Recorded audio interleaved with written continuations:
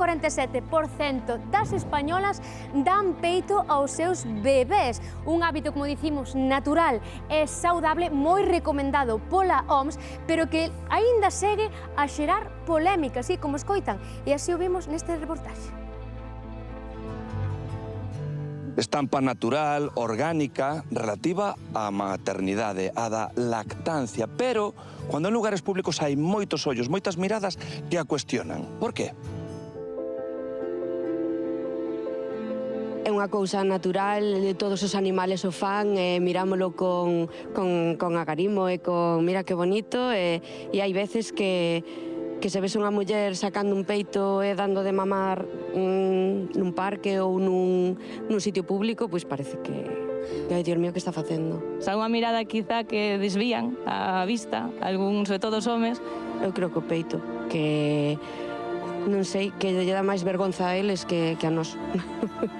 Unha sexualización dese feito. Así es, sí, por desgracia, pero, bueno, na sociedade na que vivimos, por sorte cada día menos, pero sí que sigue existindo. Pois hai moitas formas de non expoñerse desa maneira. Ya. Pero é que eu son da antigua. Normal, porque non lle vai dar o peito. É unha criatura. Esas portas para dentro. E hai moitas formas de taparse, de ser máis reservada. Eso. Se o neno quere comer, hai que darlle de comer. Non hai nada que facerlle. De que he conocido a muchas personas de que tienen pena por eso, que les da como cosa Sí. amamantar a sus niños en público. Pero se se pon no presente, Pois respeto o que fan. Temos que ir desmontando todo isto e, bueno, al final tamén supoño que é un pouco de ter paciencia e, sobre todo, información. son os teus dous fillos, Sí, e a nos ten. pues 8 e medio e 4 e medio. 8,5, e agora moita xente, non negamos que de alguma maneira nós tamén, dicimos 8,5 e dándolles o peito. Sí, Por que crees que nos sorprende?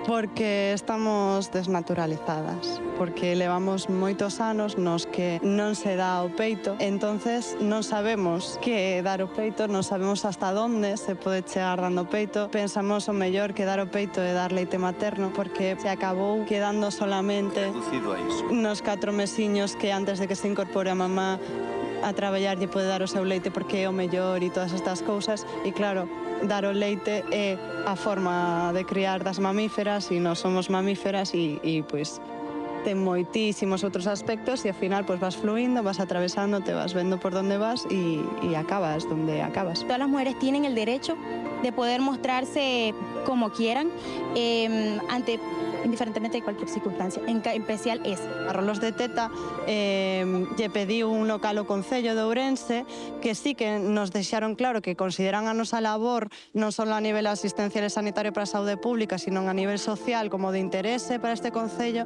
pois nos gustaría moito poder ter un local para que as nais se atopen unhas cas outras, para protexernos do frío, da choiva, do clima extremo que ten Ourense e para poder construir esta rede de axuda e de apoio de nai a nai.